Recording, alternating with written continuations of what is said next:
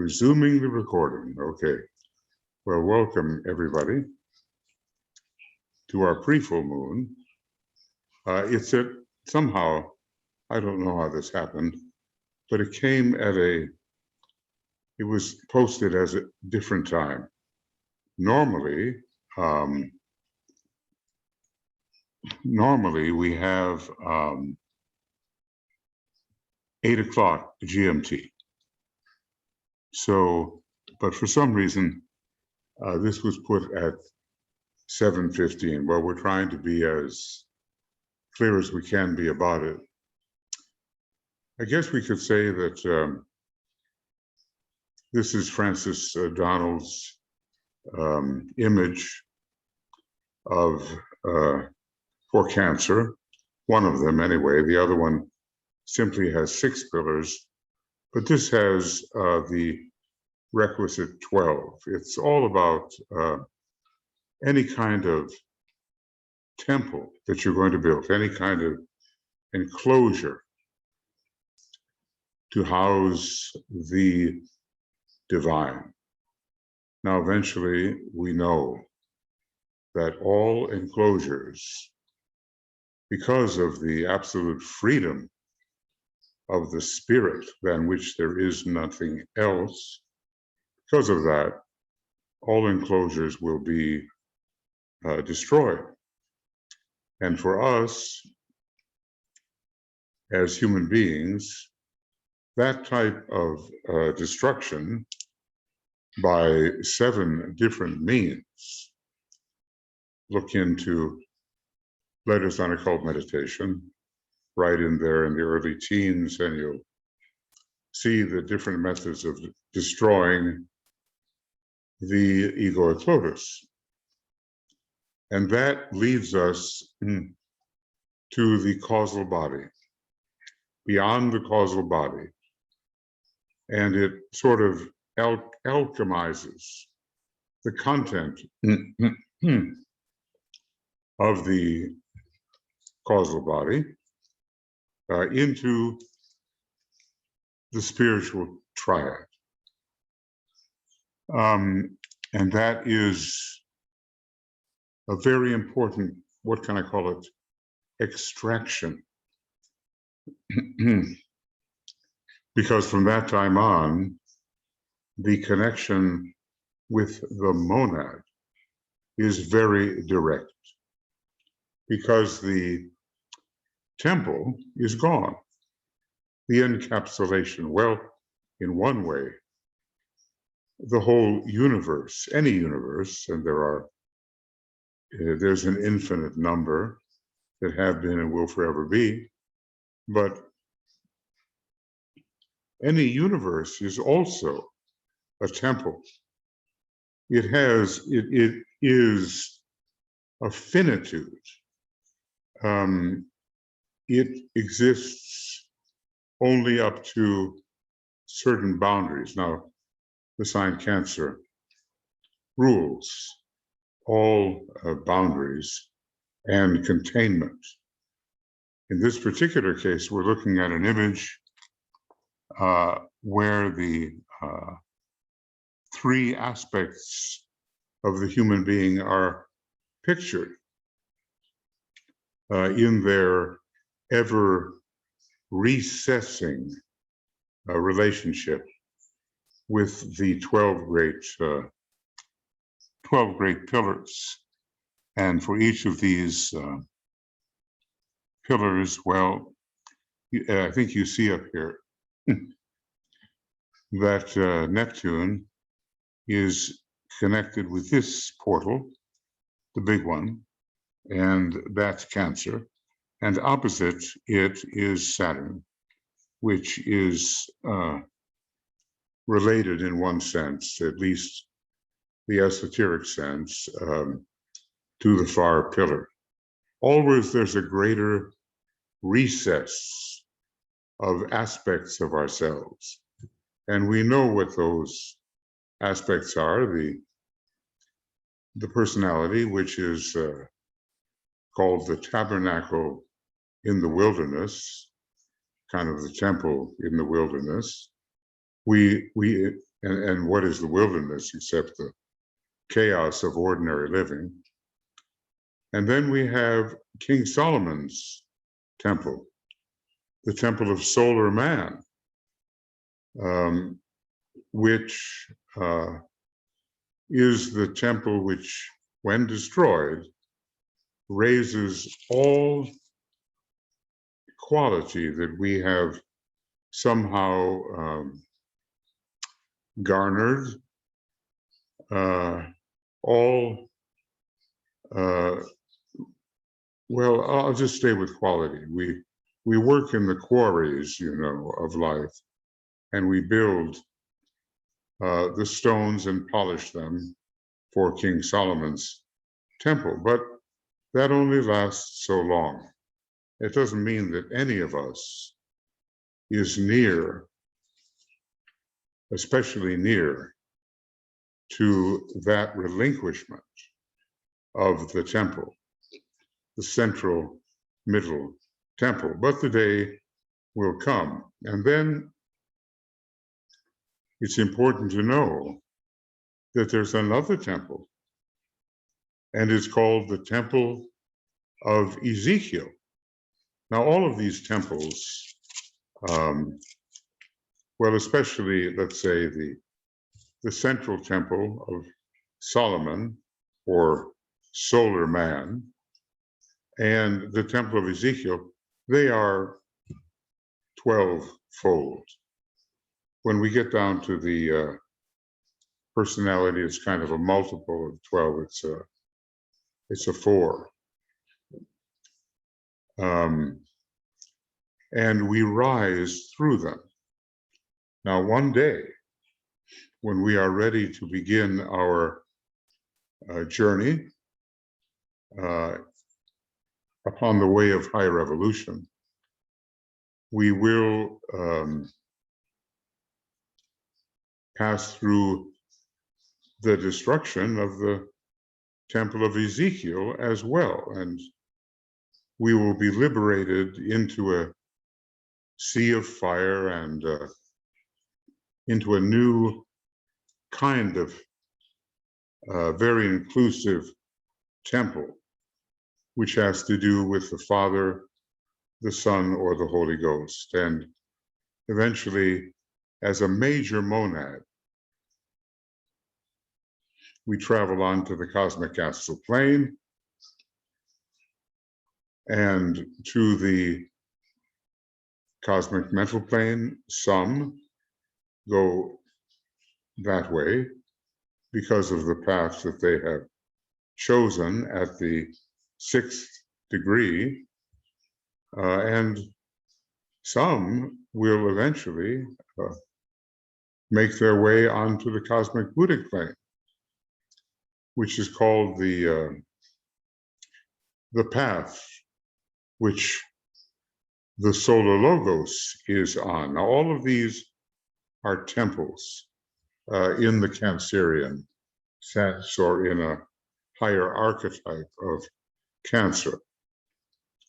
And then I have this sense that the path of absolute sonship, which is a great karmic mathematical path,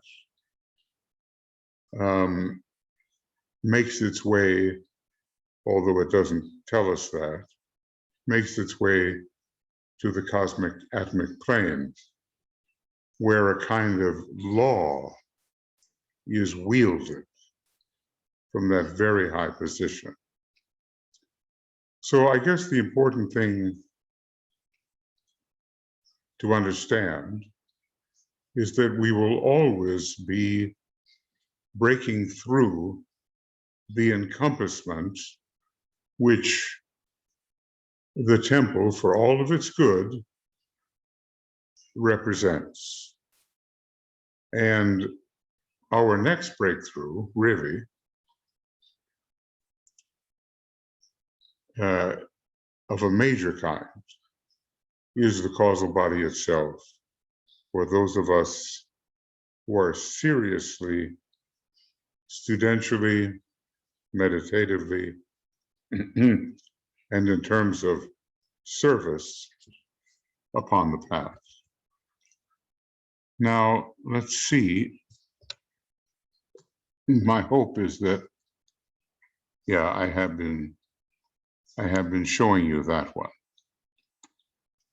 I also want to go over here to the Jafra illustration. He's not the same kind of occultist. He's deeply spiritual, but he's not the same kind of occultist as Master Decay, nor is he necessarily on that line. And generally what we see in this illustration is grasping hands, which are filled with the spirit of attachment. That attachment has to be overcome.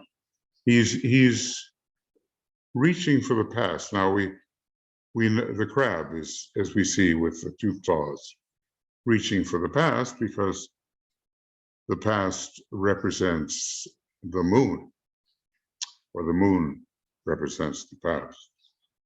And it looks to me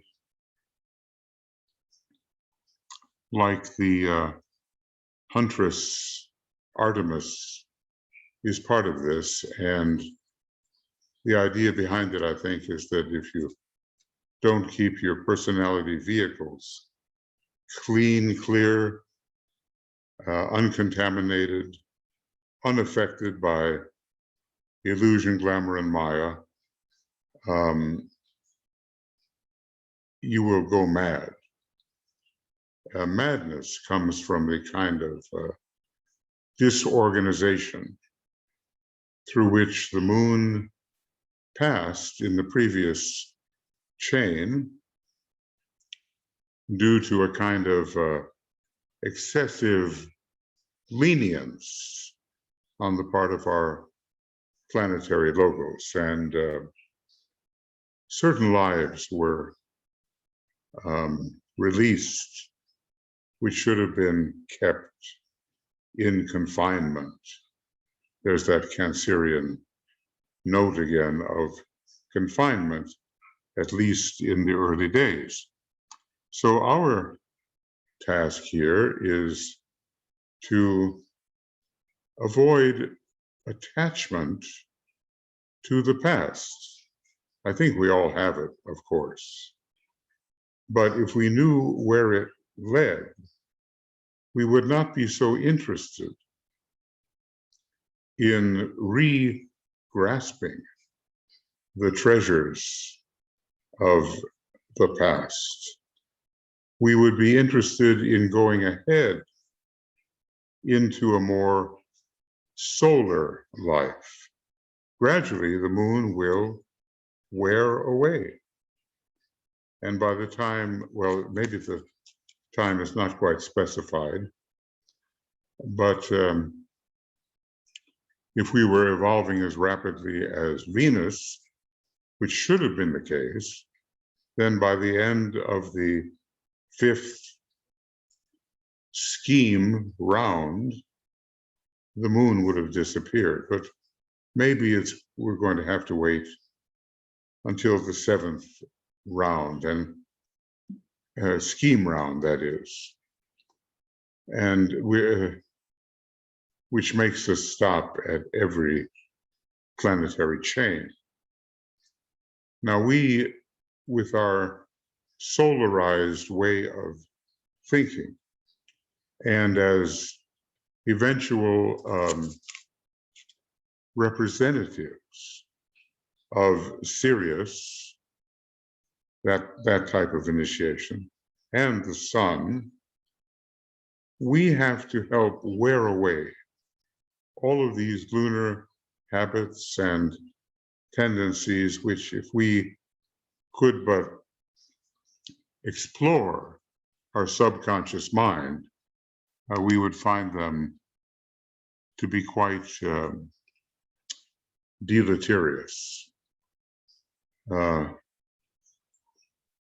we have to solarize our own nature, solarize our planet, and solarize, in a way, at least help with the entire solar system. The keynote, you know, is I think it should be a lighted house, not the lighted house, but I think we've made a mistake there, but it doesn't make any difference right now. I build a lighted house and therein dwell. Well, we're always building these surroundings, which take what we are, which is essentially infinite, and begin to finitize the infinite. The whole, if I can look at an entire universe, it is a Cancerian finite enclosure. Of course, we're not just talking about the little constellation or sign Cancer, we're talking about the archetype that led to the production of such a constellation as Cancer. And when you break out of a universe, as is the case during every pralaya, then in fact, you are into a whole new way of considering your identity. You're into a Leo phase, in a sense, or a much, much higher archetype of Leo. You're into a supra-universal state. Well, when you break out of your causal body, you're in a supra contained state or uncontained state, and much greater freedom is ours. Meanwhile, what can we do? We have to live not so much according to the material aspect of the sign Cancer, which belongs to the moon and to the, in a way, dead physical body, some kind of aggregation of old stuff. We have to live into the Neptune, which takes us out into the ocean of life. I don't know if we know what life is. I think somewhere Master DK says, look, you don't know what life is. You don't know what the will is. You don't know what being is.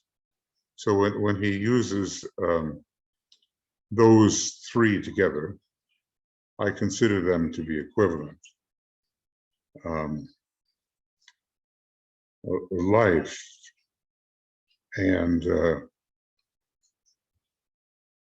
being, and some deep release into this causative ocean. In a way, Neptune is the most important planet in this second ray major solar system, even though sometimes DK says it doesn't belong to our solar system. It has a second ray monad, and eventually that's what has to emerge out of our present solar system. I build a lighted house and therein dwell, but I would like to add, but not for too long. Otherwise, we get trapped in our virtues. There's all kinds of wonderful things in the qualities, the radiant qualities of the causal body.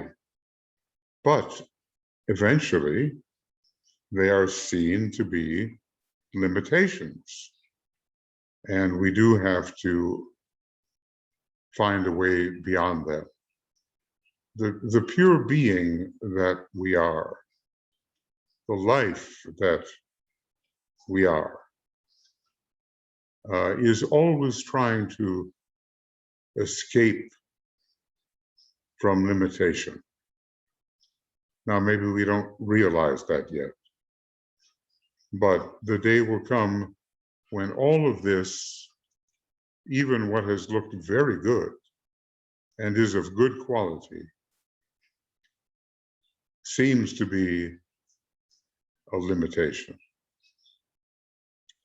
And then through some sort of destruction, we are liberated into something more capacious, if I can use that word, something wider, something greater, more encompassing, and yet more free.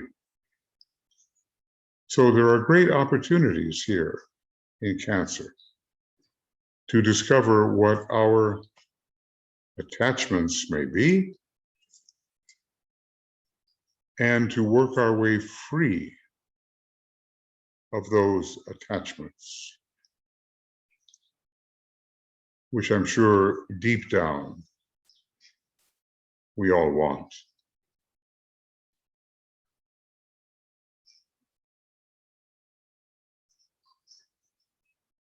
Because we are spirit. We involved, as is our habit, we turned ourselves inside out,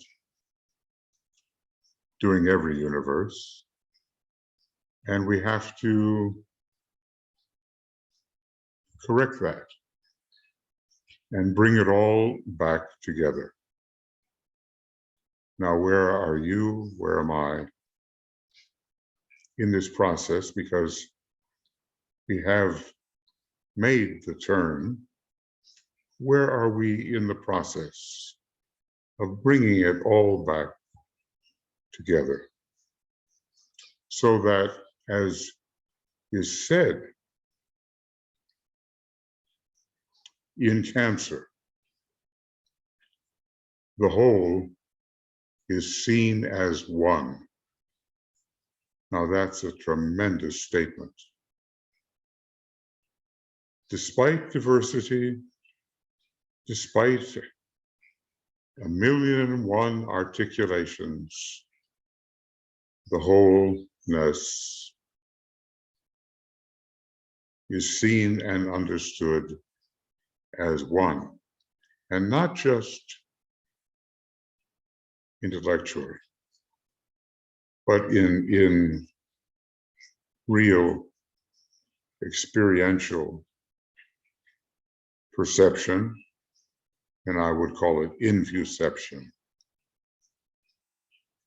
I wonder what it would be like, don't you?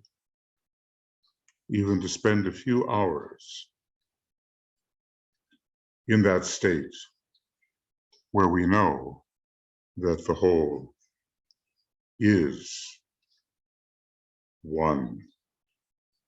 Words are one thing, but the experience, even if we've had the slightest little inkling of it, is something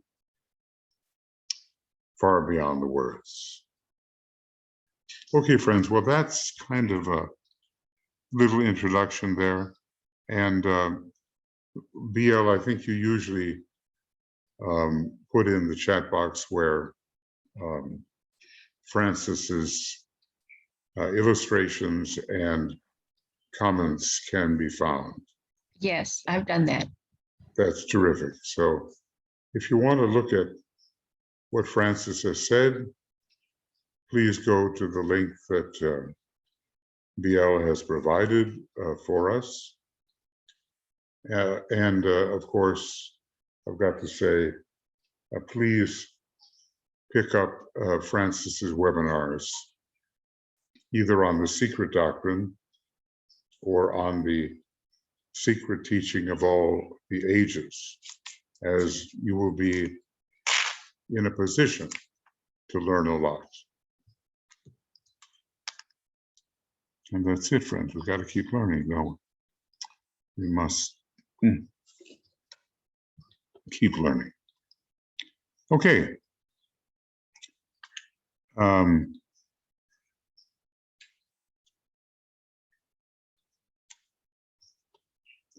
I'm ready now to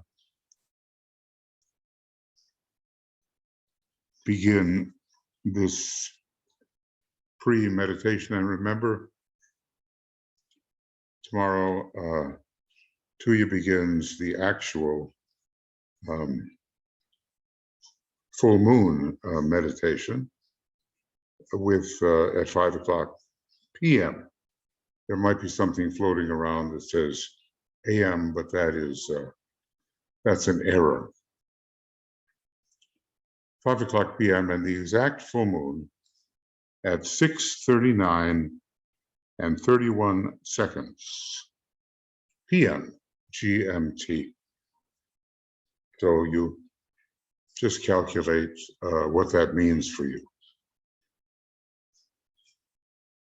Because as DK says, the opportunity is there at the exact moment of the full moon, which is not there at any other time. So we're right now within a 24-hour period ahead of the actual full moon. We're in a day of dedication.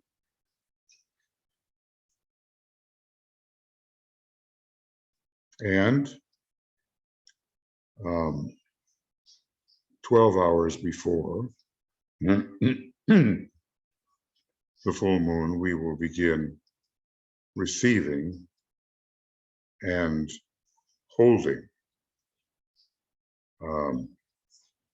that full moon energy. It'll be called the day of safeguarding. You know, when I do the engineering. I'm not the greatest engineer, but I was doing the engineering for Tuya's sacred pentagram. And I've got to say that I think I learned more about the extra zodiacal constellation Argo, which pertains to the first 10 degrees of Cancer, than I've ever learned before. So she's got a lot of fantastic mythology going in these sacred pentagram sessions, and the mythological angle, because it stimulates the intuition, is very important.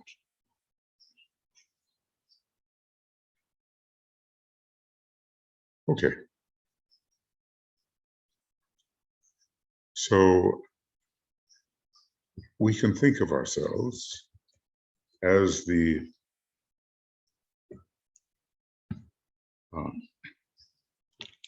soul in incarnation.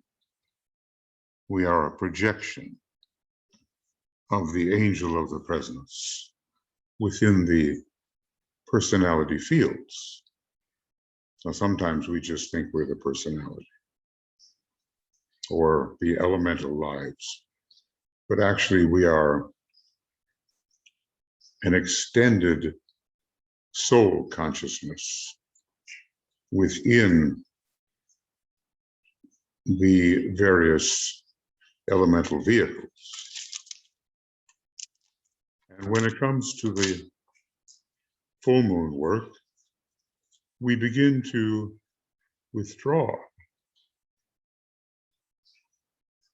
our consciousness from those personality elementals, from those vehicles,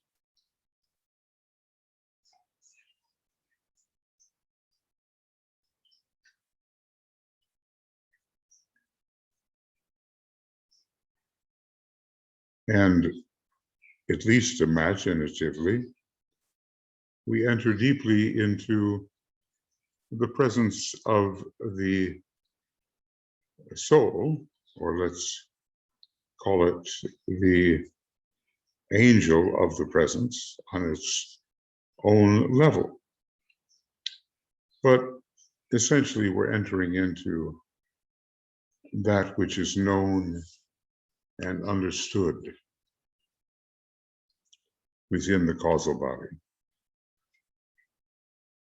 of accumulated virtue. And that's a lot more than mental speculation. So we try, as DK says, is necessary and advisable to establish our sense of identity as a soul within that field of light, love, and spiritual power.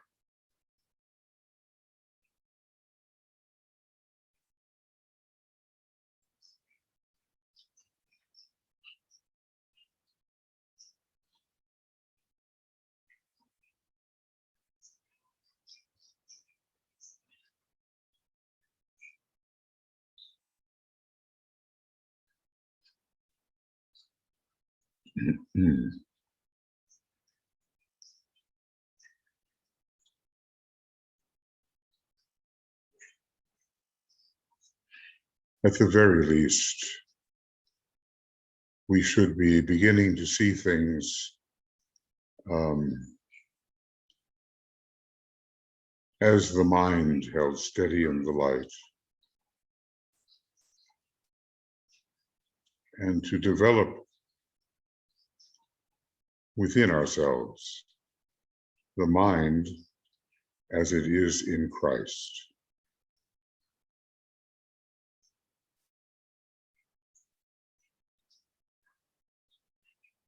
And a whole different perspective will open up before us. Now, as a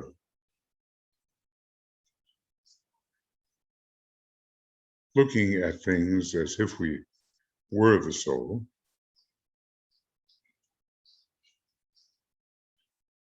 we begin to merge ourselves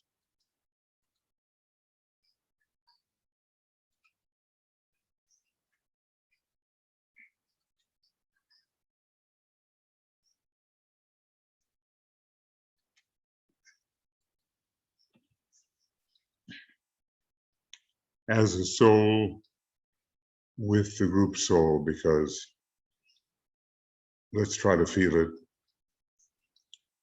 The soul is group conscious.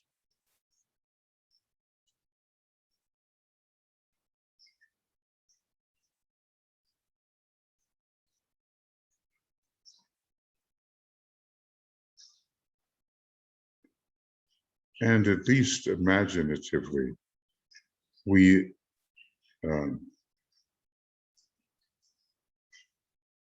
unite in soul with the spiritually minded people of the world, the men and women of goodwill, some of whom are also members of the new group of world servers. We try to unite in soul wherever goodwill is being expressed.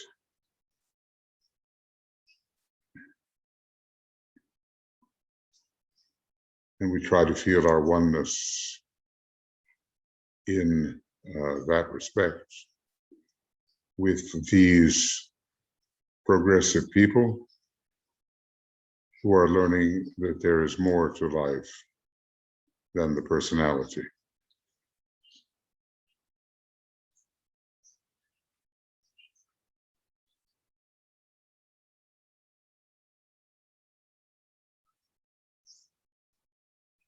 But we can carry it even further, really, and realize there is but one soul of all humanity.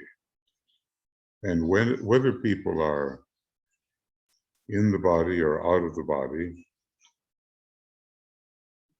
they are part of one great unity. So that the Tibetan tells us in Rule 5 of the rays and the initiations, there is no my soul or thy soul, but only the soul.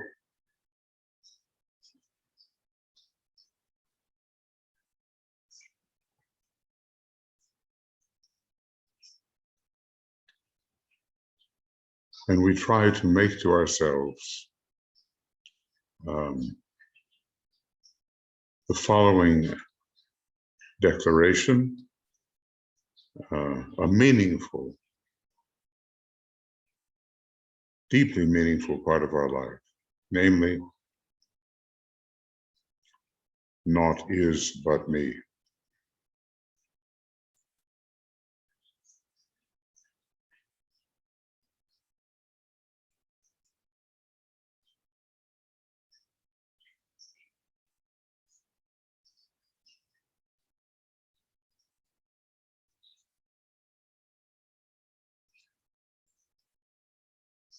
Now that's a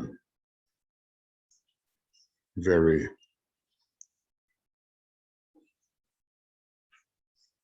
synthetic statement, and it has nothing to do with liking and disliking, attraction and repulsion, similarity and difference. Naught is but me. You really have to get under all those things that appear to be.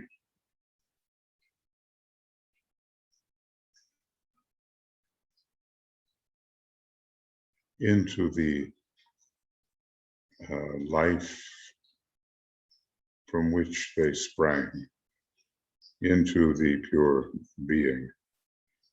Naught is but me.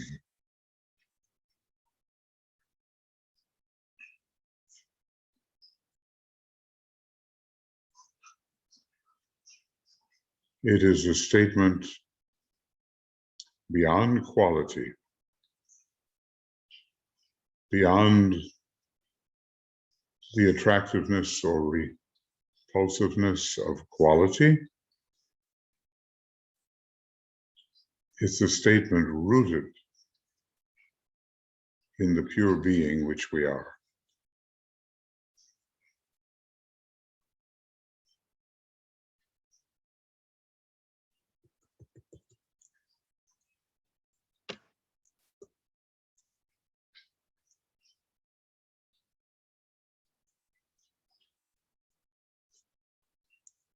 Now,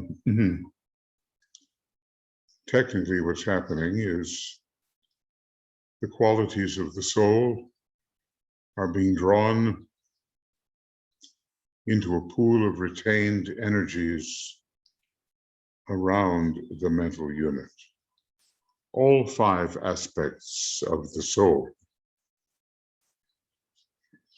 the energies of the knowledge petals, love petals, sacrifice petals, synthesis petals, and even from the jewel in the lotus.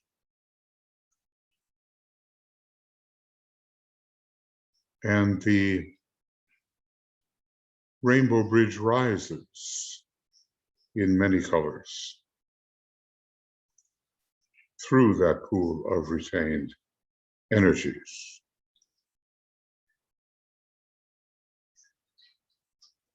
colored mainly for us in this group work by the indigo ray.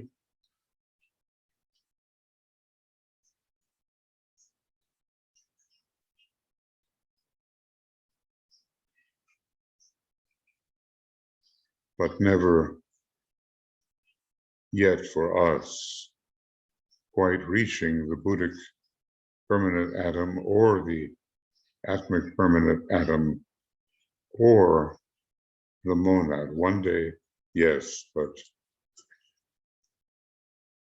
not right now.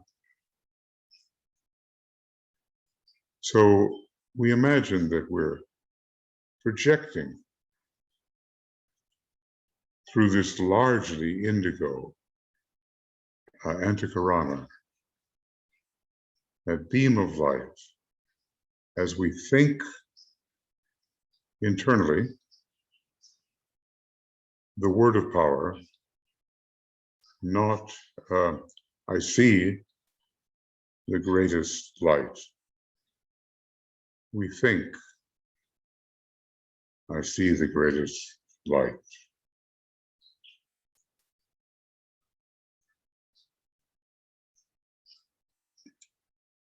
And we can sound the Om as we inwardly work with the word of power.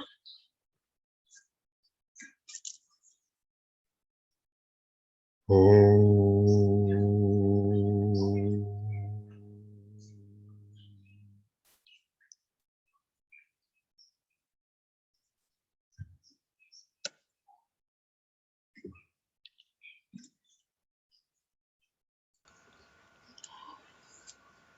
Om.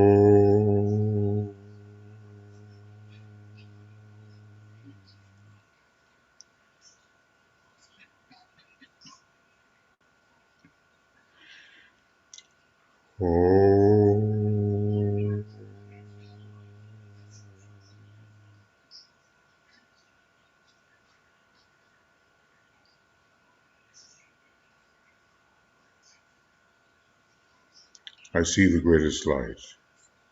This is penetrating into the world where the masters habitually focus their awareness, but we do not.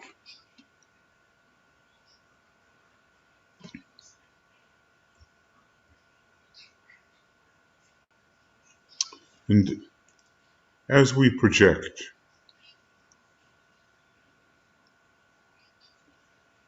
we begin to feel the presence of the Lodge of Masters, of the great spiritual hierarchy of our planet.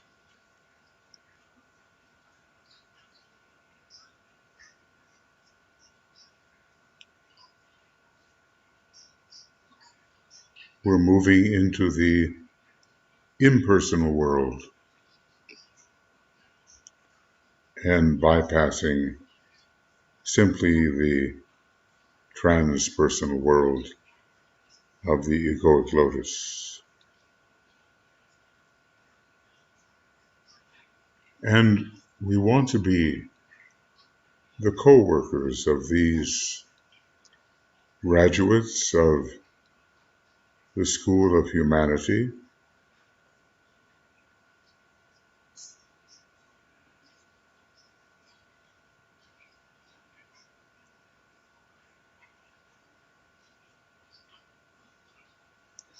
and we want to offer our cooperation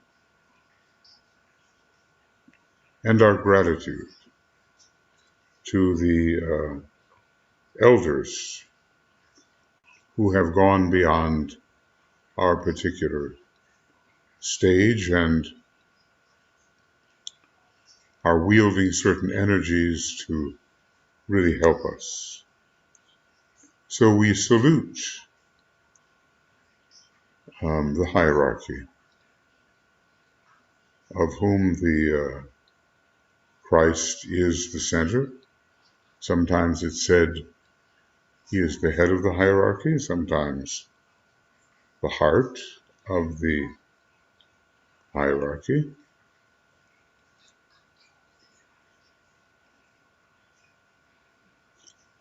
Om.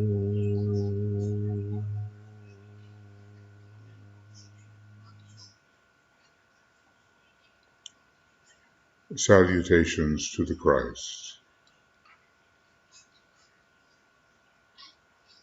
the Master of all masters, the teacher alike of angels and of men.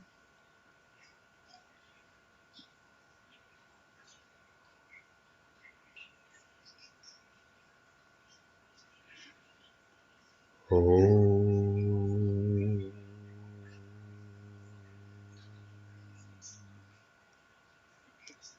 Salutations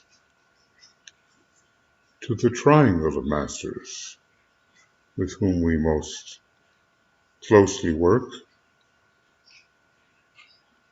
along this line of development. Masters Moria, KH, and DK.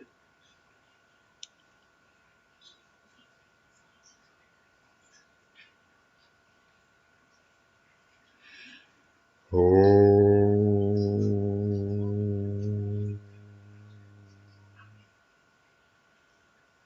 Salutations to Master Moria, the head of all esoteric schools and organizations.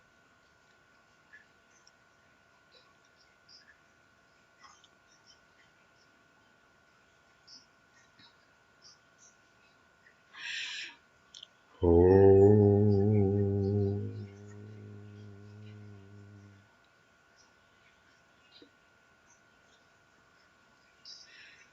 Salutations to the Master Kutumi, whose ashram is most intimately involved in preparing the way for the reappearance of his brother, Lord Maitreya,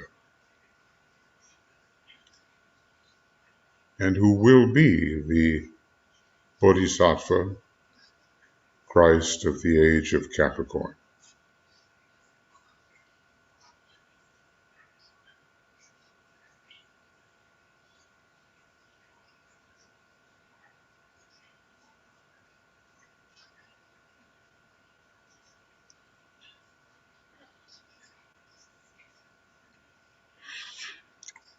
Oh.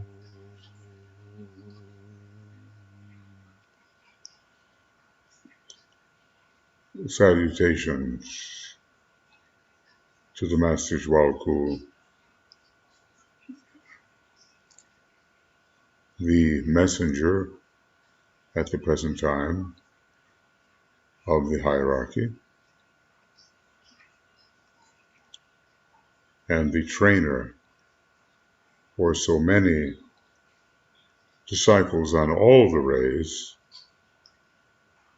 for the first and second initiations, and in some case even the third.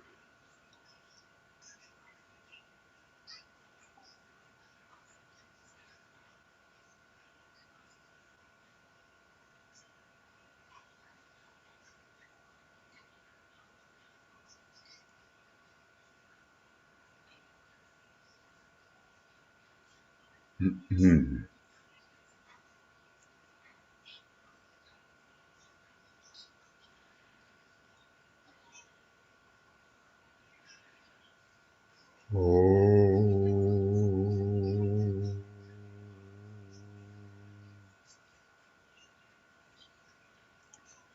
Salutations to your own master as you know him to be or conceive him to be.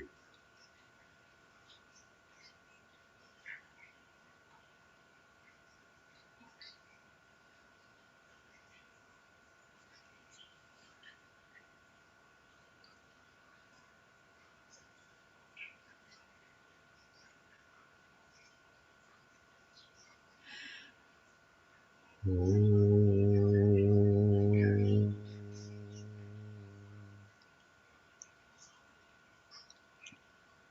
salutations to the entire spiritual hierarchy.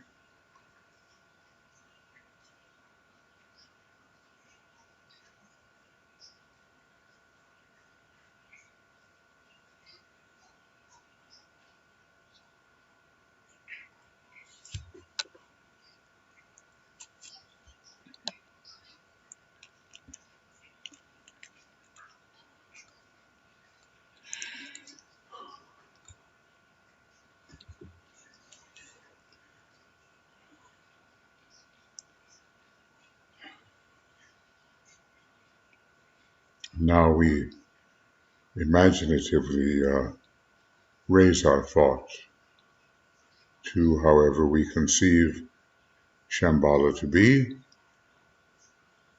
the center where the will of God is known.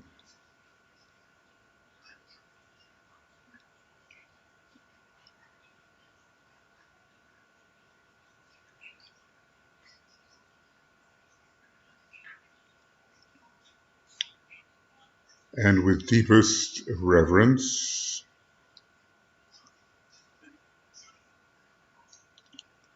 and in all humility, we attempt, identified as a group, to attune to the presence of Sanat Kumara, focused at the center of Shambhala.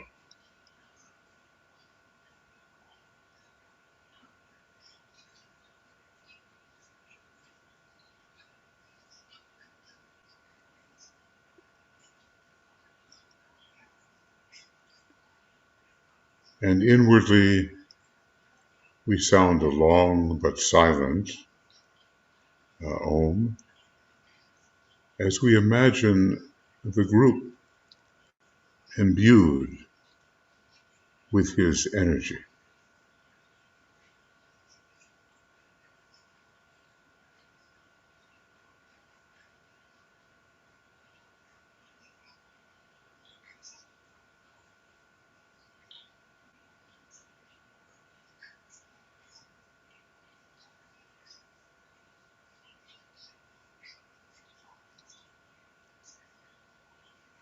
So here in Shambhala, the energies are assembled for right application and distribution on many levels.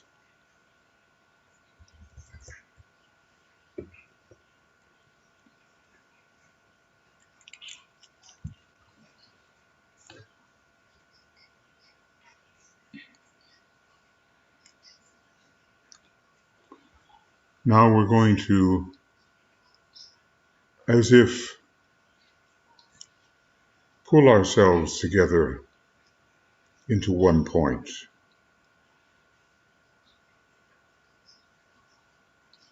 A point of light and love and power. A point in which all of us are participating. And we imagine that point hovering above a golden pathway which leads to the very center of an indigo sphere, remembering that our logos is called the blue logos.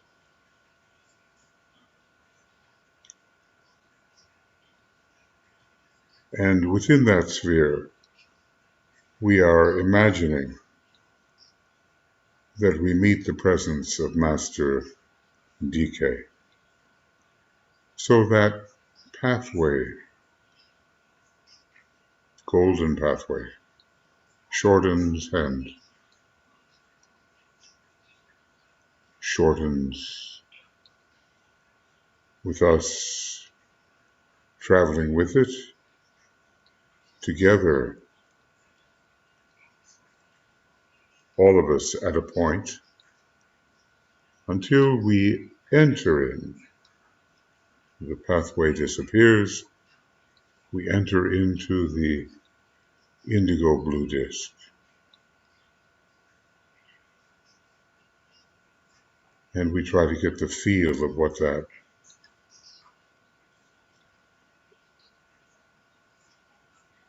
that really is all about.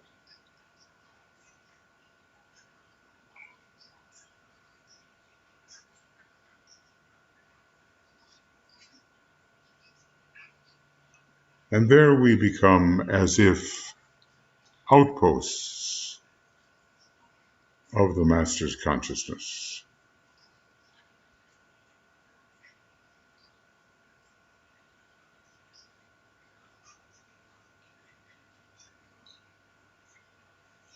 And with the help of Master DK, we will think about the different rulers and the different levels of the constellation sign Cancer, and try to get very much the feel of the presence of that sign and that particular type of light.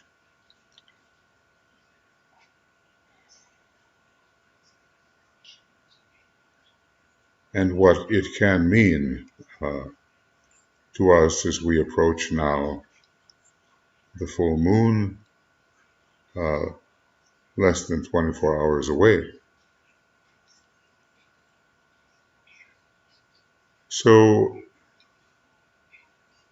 we think about now,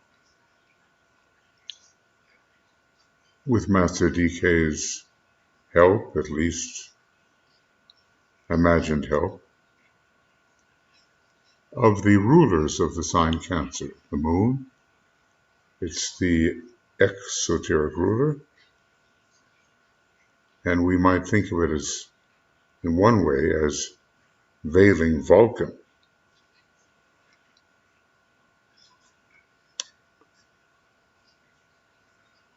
Of course, from a certain perspective, we always look for the moon in our chart as veiling either Vulcan, Neptune, or Uranus. But then we think of Neptune as the esoteric ruler, opening the emotional nature to the influences of love and compassion. Though Neptune, we must not forget, is also the sponsor or director of storms upon the sea, the astral sea. And then we think of Neptune as the hierarchical ruler, imbuing the consciousness with a sense of buddhi, intuition, and eventually with the power of identification,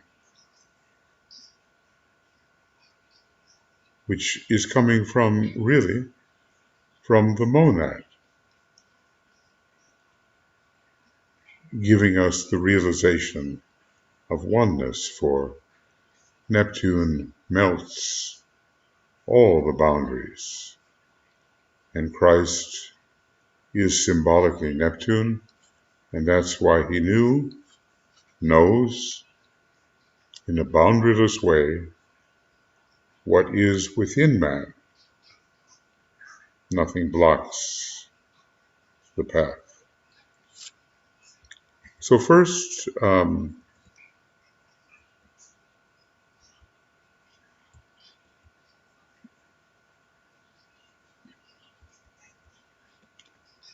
we ponder on the moon, the mother of the form, in relation to Cancer. Conveying the ability to build the form, especially the etheric physical nature, and associated with the astral and mental bodies as well, but particularly the moon as one of the 5 non-sacred planets has to do with the outermost form.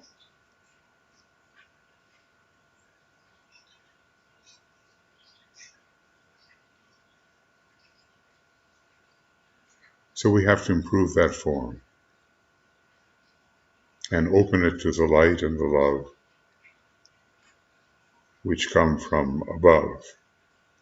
We have to purify the form. So let us sound the Om as we realize that for ourselves and for our groups, we can purify the form.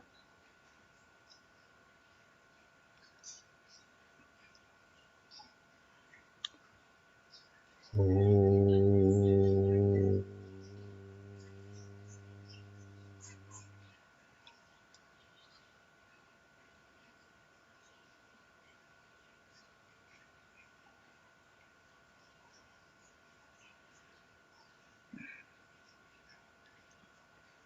And this will lead to much improvement of manifestation upon the etheric physical plane.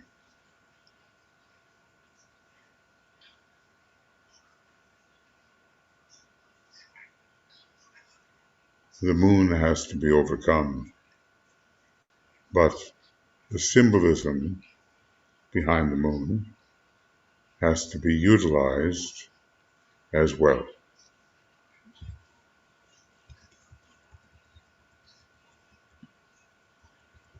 Then we think of Neptune in relation to Cancer, conveying, when functioning properly and properly directed, the power to refine and sensitize and calm the astral body, rendering it receptive to love and compassion of the Buddhic plane.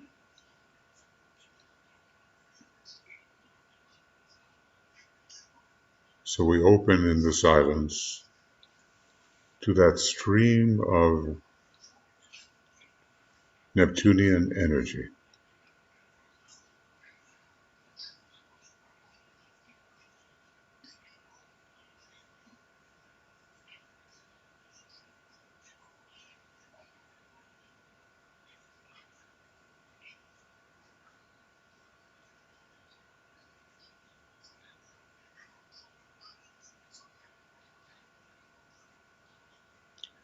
The moon really, or rather, Neptune really rules in so many different um, vibratory levels, the astral body,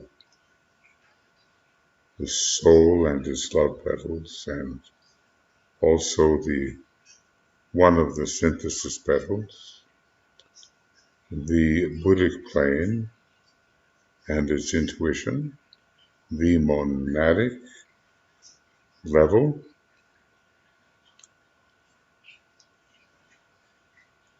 from which our pilgrimage descends, and even then, the cosmic astral plane, Neptune is very active. So we think about where our groups might need Neptune, and we try to channel that energy into the group life, in this case, for greater buddhi.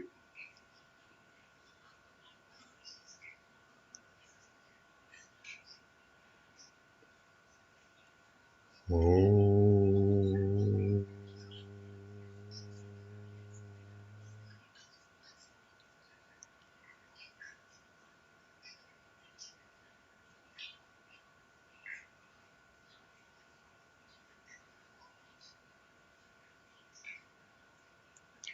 It can enter and it can make a difference. But we're not finished with Neptune because it has a transcendental power, hierarchically considered, to reveal the all-pervading presence of God, whatever God we choose to focus upon, and at first our planetary logos, then solar logos, and then something much greater and beyond reach, cosmic logos.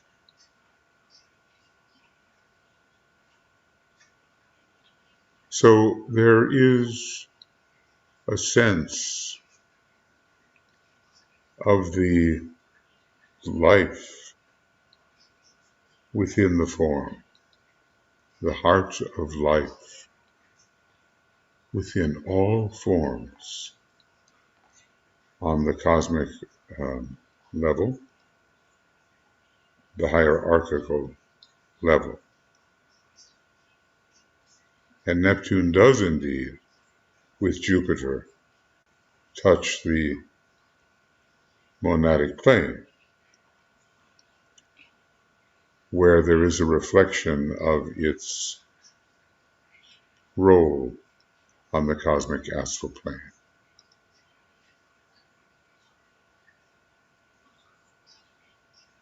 And we all need this. It is salvation from identifying as being, as life, as bliss. It is salvation. So we want to think of where our groups may need this life, this being.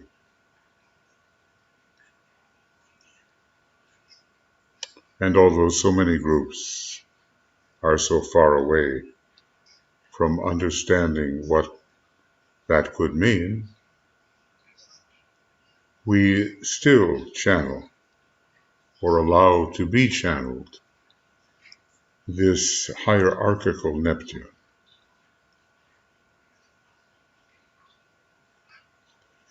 into our group life.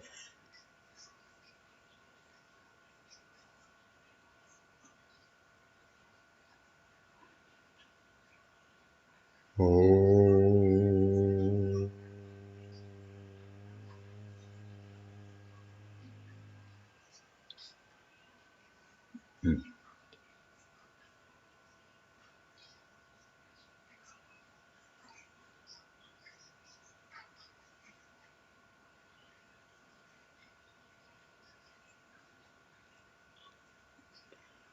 Groups today are filled with conflict and with criticism and all of these non-unitive states. But at a time like this, as the full moon approaches, we can begin to think of what it would be otherwise.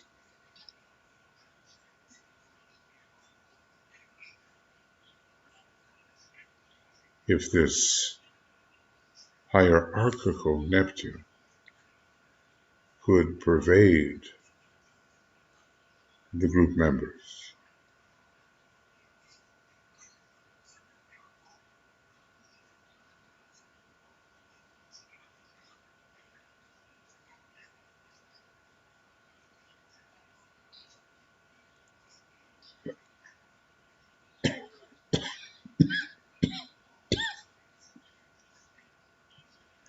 With its second ray monad.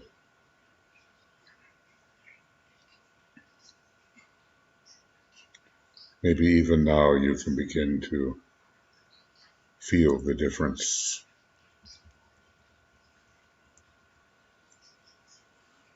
It's all part of the great solar logos. These planets represent different chakras, and some of them permanent atoms within the personal structure of the solar logos. Mostly those are just words, but the day comes when the quality of the energy begins to be felt. The great solar logos, going through his second major solar system and his fifth sequential solar system, and using increasingly the second ray monad of Neptune. We're in a great love system. Our God is a consuming fire, the fire of love.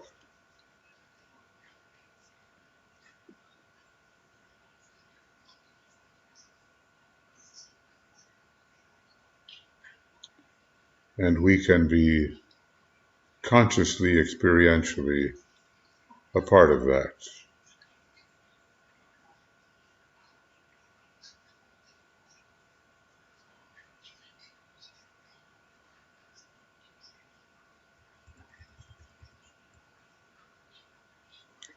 It's this power of identification which we so sorely need, and which will be experienced widely throughout the solar system by the end of this particular solar system. At least the fourth cosmic initiation will be taken, and that has to do with the monad, and Neptune has the monadic ray, which is the same as that being expressed by our solar logos in this solar system.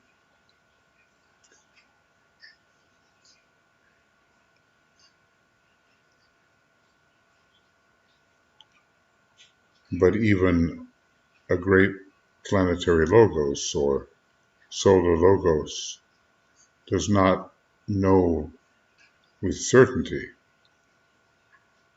what his achievements will be by the time of the onset of the Maha Pralaya. It could be the fifth degree, and in that case, much will depend on the progress of the earth.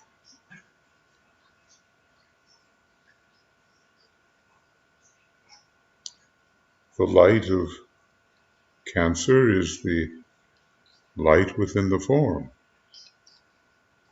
And as DK says, this is the diffused light of substance itself. The dark light of matter, referred to in the secret doctrine, it is the light awaiting stimulation coming from the soul light. So the story of cancer is to go from the hidden and unexpressed into ever more radiance as the full light power of its hidden light is evoked. And this leads all of us one day to shine as in the Transfiguration, the Christ shone.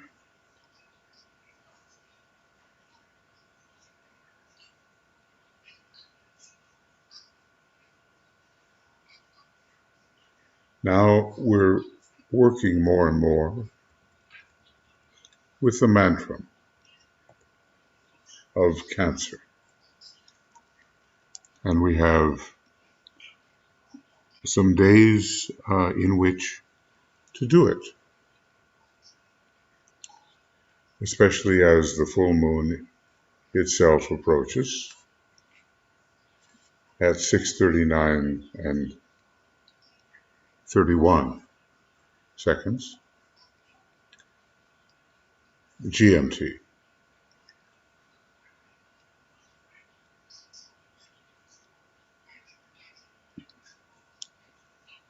It's a light experiment that's going on the earth, and eventually a great station of light will be produced in the heavens. But of course, we have to overcome many tendencies towards opaqueness along the way.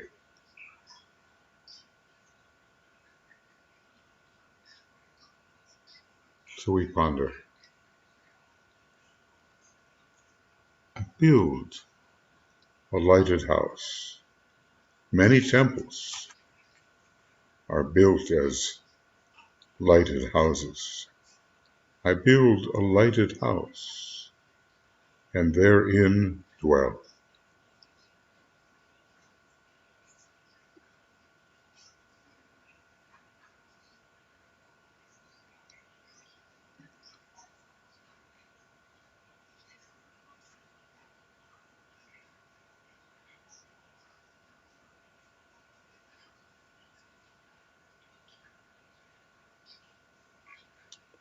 Most of us dwell within the personality, but if we can make it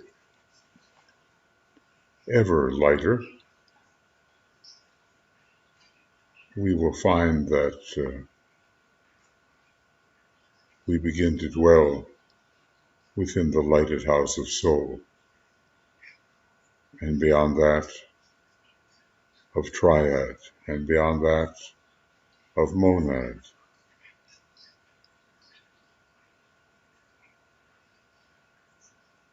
And there are stations we will pass through beyond that.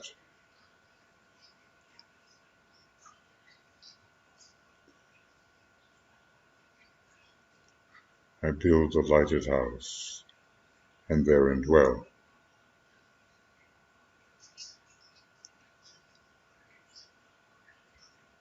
But remember, though we have to build and beautify, we do outgrow the lighted house we are building. Because what we are as spirit refuses to be contained by that which prevents its full expression.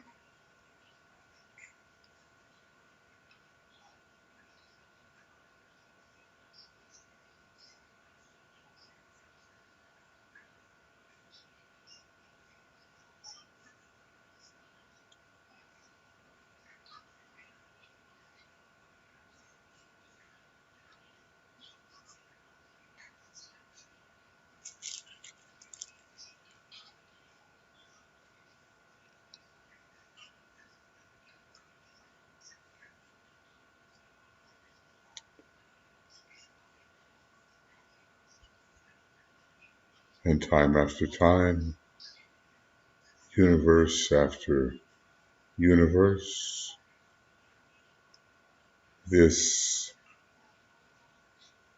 involution followed by the rebuilding process goes on.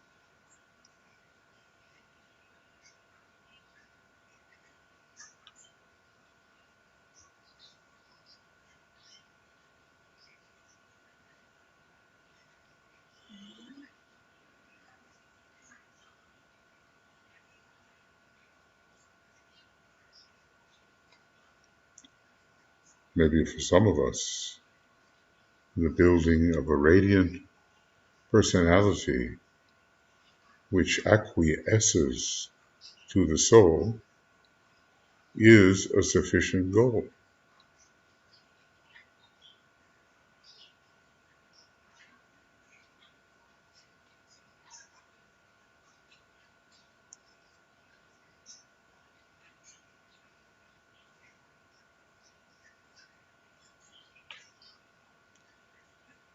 And some of us will be working on building the soul body,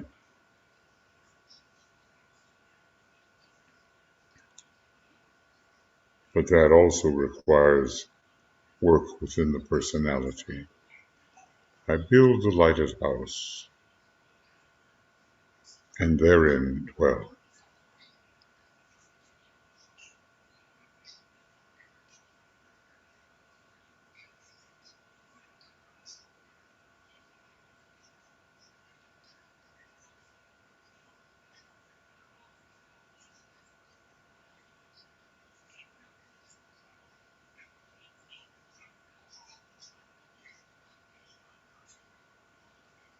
So where indeed are we in this building process?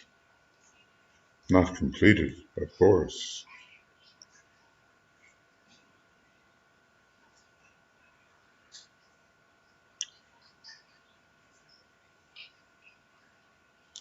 I build a lighted house, and therein dwell. And the building of soul and personality in right relation takes place simultaneously, as does their disappearance at the time when the fourth initiation can be taken.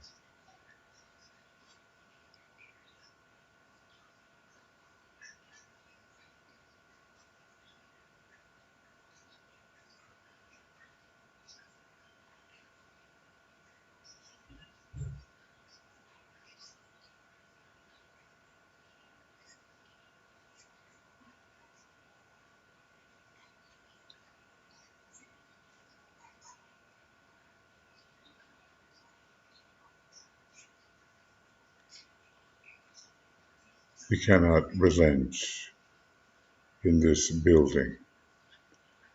We must proceed with, as DK tells us, no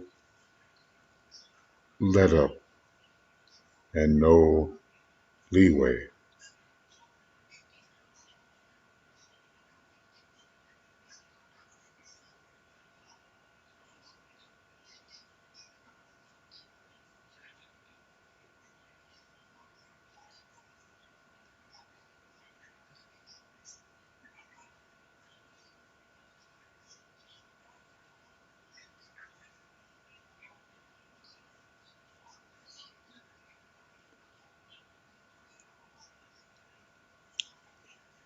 And then we will embody and then seek freedom from the embodiment. But the embodiment will elevate the materials which are brought into the embodiment.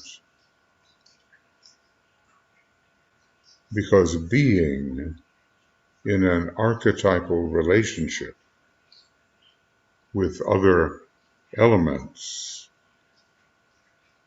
does help the lesser lives rise.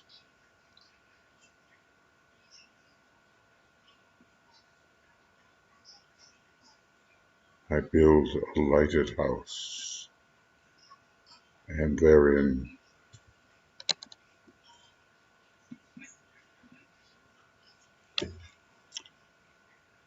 dwell.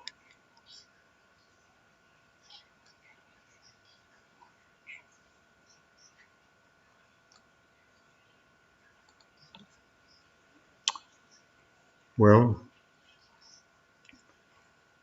where does it all come from? We can't determine that, but in relatively local space within our particular galaxy, there is a great super cosmic logos called we call it, the one about whom naught may be said. Though there are many ones about whom we certainly can't say a thing. And maybe the word may tells us we should not. But the zodiac of constellations is the heart in the head center of the one about whom naught may be said.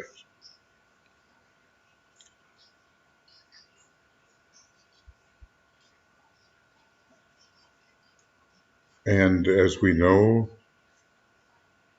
from our own heart in the head center, very high petals with great power are there found. Now, I think that Cancer might go forth particularly towards the cosmic logos in which our sun, our solar logos, is a heart center. Cancer has to do with the central solar plexus. That's one of its major points of focus.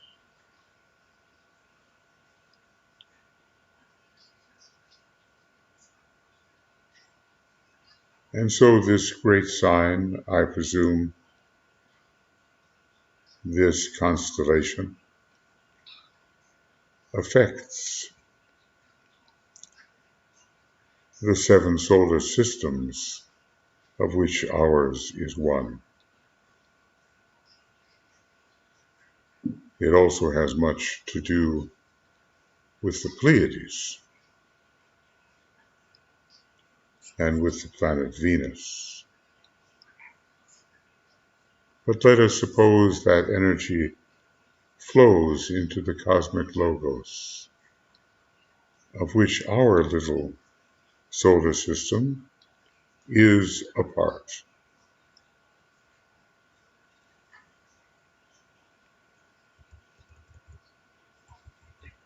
And then, via our solar logos, as a great heart of the consuming fire of love, the planets Vulcan and the moon, of course, is a dead planet, but covering, let us say, Vulcan, veiling, and Neptune are both involved. And from Vulcan and from Neptune,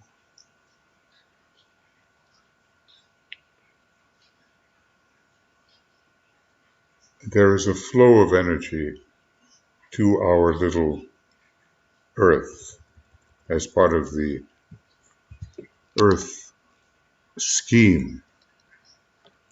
And all this flow goes into Shambhala and thus stimulates you as a monad, and it passes as well through the hierarchy with its great Lord, the Christ, sometimes the head, sometimes the heart of that hierarchy, and through your soul nature, that is, through the ashram with which you are increasingly affiliated. We don't want to go too far. We are drawn to a particular ashram, and that flow from the heart and the head center is making its way all the way down.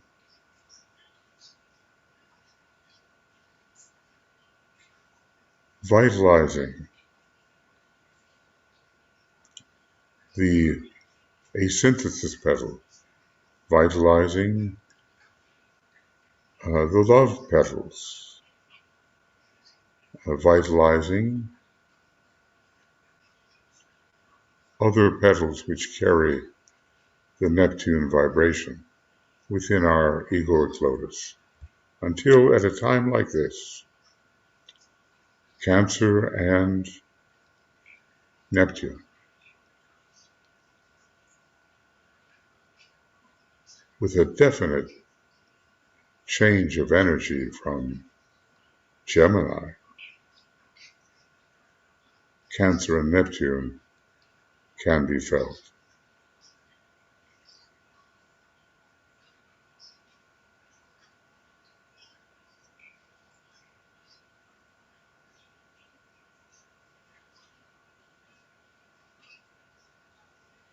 A deep silence begins to be felt,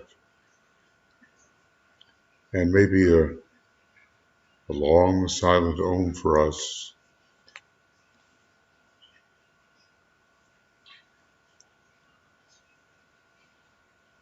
as we feel the growing oneness of things. The whole is seen as one.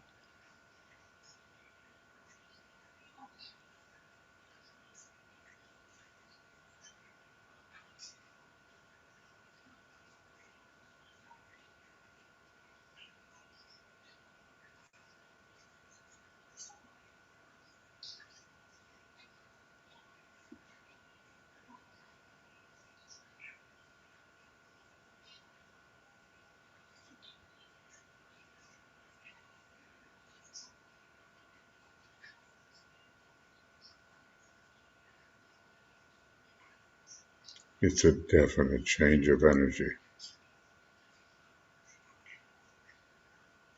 and we want to get inside it, and wherever you may be living on the globe, the full moon is approaching, and so whether the hour is convenient or inconvenient for you, do your best to usher in that moment of transmission, because in doing that, we are really building the causal body.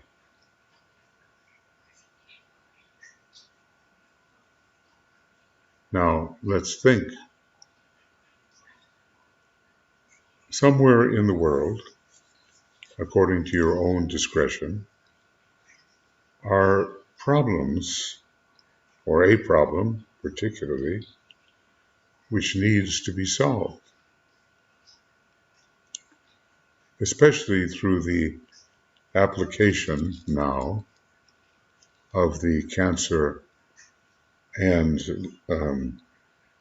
Neptunian energy. Ponder on where and for what reason you would send this Cancerian Neptunian energy to help relieve that particular problem.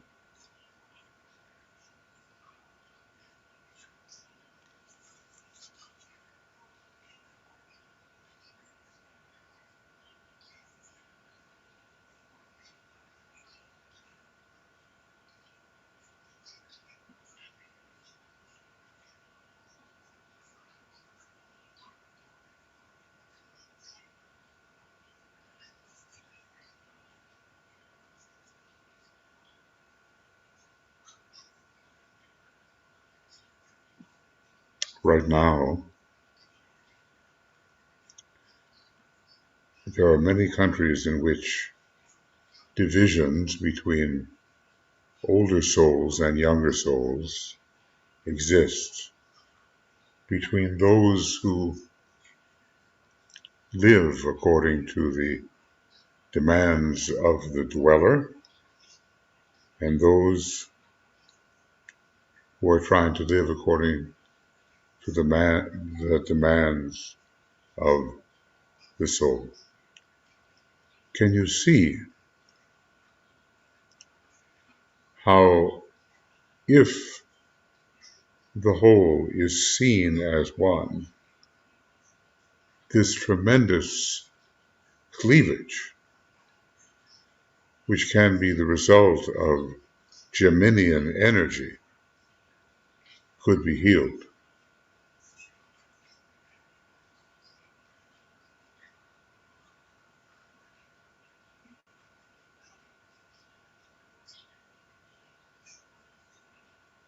The biggest cleavage of all, the angel of the presence of humanity versus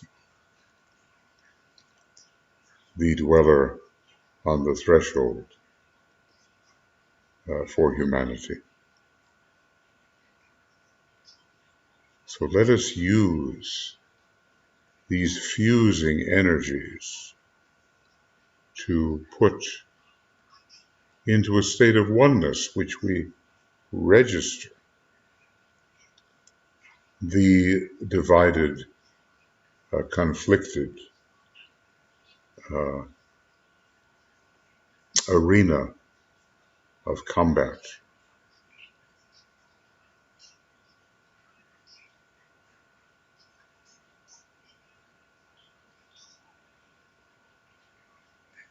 Oh.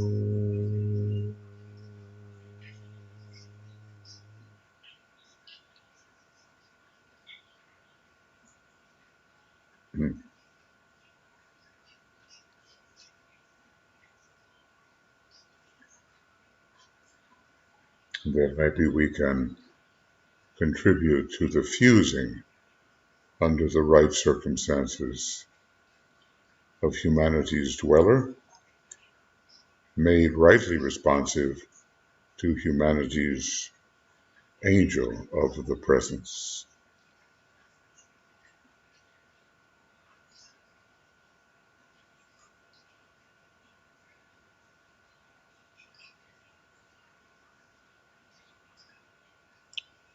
One cannot just leave the past behind without resolving the unresolved issues of the past. If in Cancer with Saturn we pay the penalties of incarnation, as DK tells us, then we're also going to be paying the planetary penalties as well. But we must resolve the unfinished business of the past.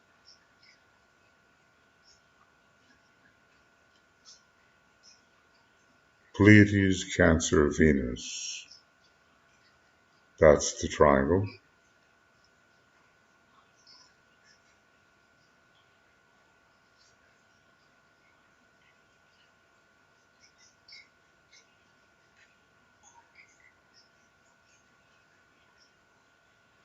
And we cannot let the past dominate us.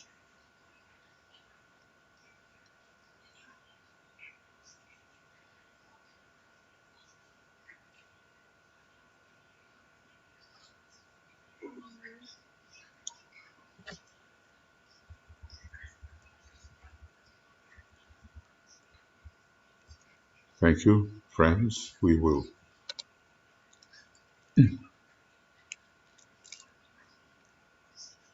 think about, as we pronounce the great invocation.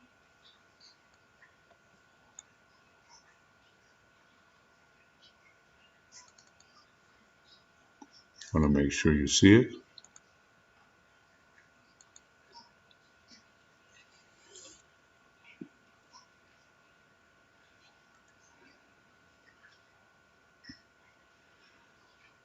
And here is the great formula to pull everything together in the right way, so that instead of division and combat, hatred, separateness, we've seen it all arise as the result of too much focus upon the personality. Instead of that, the unity, the oneness begins to occur. And we see it. The whole is seen as one. So we'll close then with the great invocation, remembering that the full moon tomorrow is at 6:31 p.m. and Atuya begins the full moon broadcast at 5 p.m. GMT.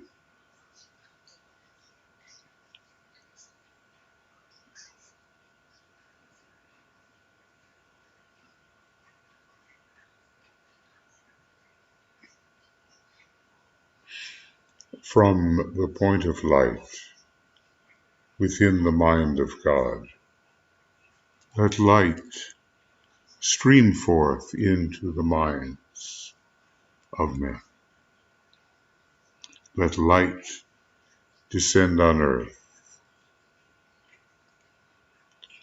from the mind of God to the minds of men.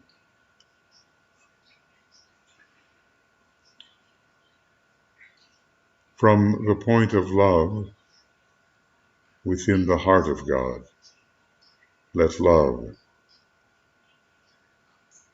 stream forth into the hearts of men. May Christ return to earth.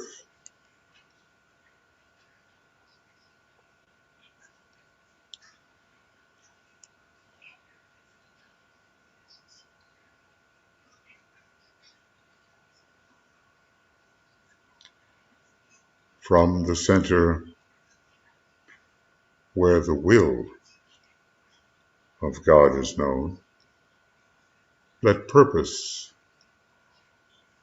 guide the little wills of men, the purpose which the masters know and serve.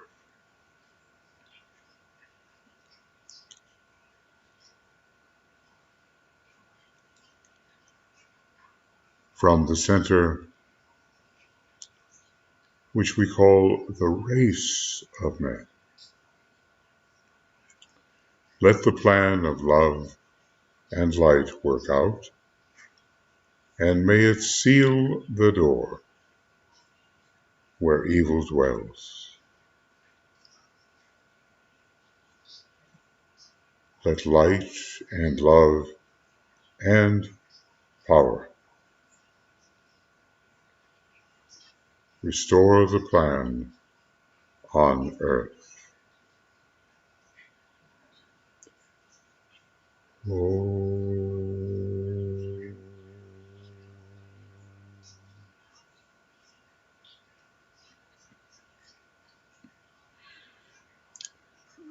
Om.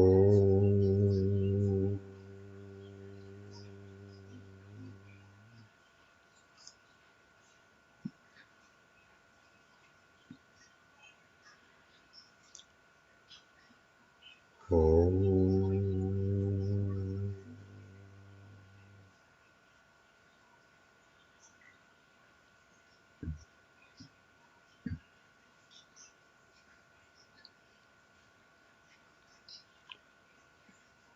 So, in just about 20 hours, we'll begin with the actual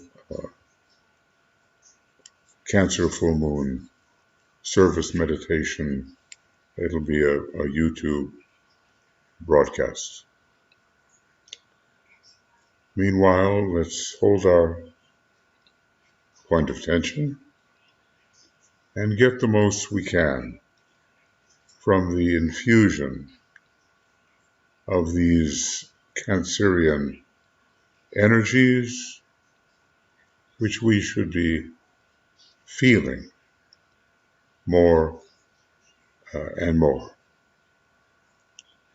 So, love and many blessings from Tuya and me and the whole group of communicators and friends of the Moria Federation, USR, SRI. Let's go deeply now, friends, into the Cancerian energies. Thank you for being here and meditating with me, with all of us. And tomorrow's another day, at least for us, because it's about midnight here. All the best, and we'll be talking to you.